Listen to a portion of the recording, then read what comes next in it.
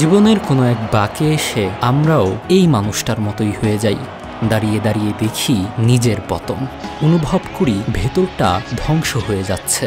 তারপর একদিন চুপচাপ হারিয়ে যাই রাবার দিয়ে মুছে যাওয়া পেন্সিলের দাগের মতো, যার চিহ্ন থাকে কিন্তু কেউ আর পড়ে না, খোঁজ নেয় না। নিষ্প্রভ হয়ে দাঁড়িয়ে থাকা রবার্তো ব্যাজিও মুছে গেছেন একইভাবে। সময় সবকিছু গিলে ফেলে, ইতিহাস কেবল বিজয়ীদের মনে রাখে। আর ব্যাজিওরা, তারা ধীরে ধীরে মুছে যায়, শেষমেশ হারিয়ে যায় এমনভাবে যেন কোনোদিনই ছিল না।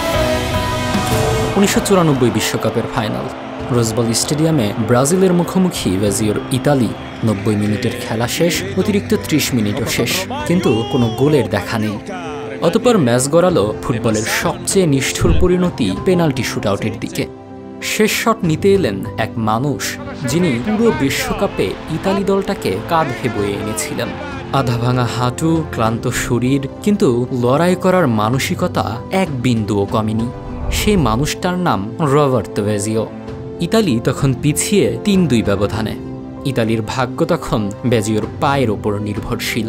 তিনি এগিয়ে এলেন, তাকালেন গোলপোস্টের দিকে, লম্বা একটা নিঃশ্বাস নিয়ে শট নিলেন। বল আকাশে উড়ে গেল। সেই মুহূর্তে একদিকে ব্রাজিলের উল্লাস, অন্যদিকে ইতালির নিস্তব্ধতা। বিশ্বকাপ শেষ, ব্রাজিল চ্যাম্পিয়ন, আর ব্যাজিও মাথা নিচু করে দাঁড়িয়ে রইলেন, যেন পুরো পৃথিবী তার কাঁধে ভেঙে পড়েছে। অথচ এই ব্যাজিওই দলকে ফাইনালে তুলেছিলেন তার জাদুকরী নৈপুণ্যে। কিন্তু মানুষ মনে রেখেছে কেবল সে এক মুহূর্ত, একটা মিস করা শট।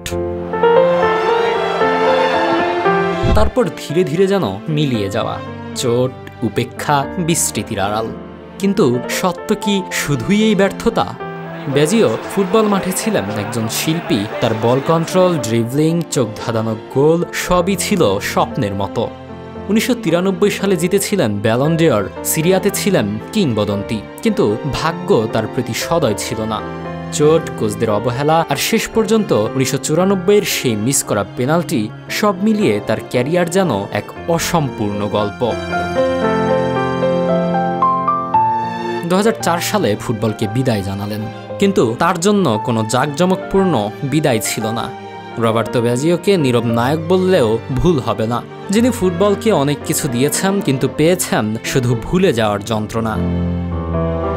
ব্যাজিও চলে গেছেন ফুটবল থেকে, ইতিহাসের পাতায় রয়ে গেছে শুধু তার ছেঁড়া দাগ।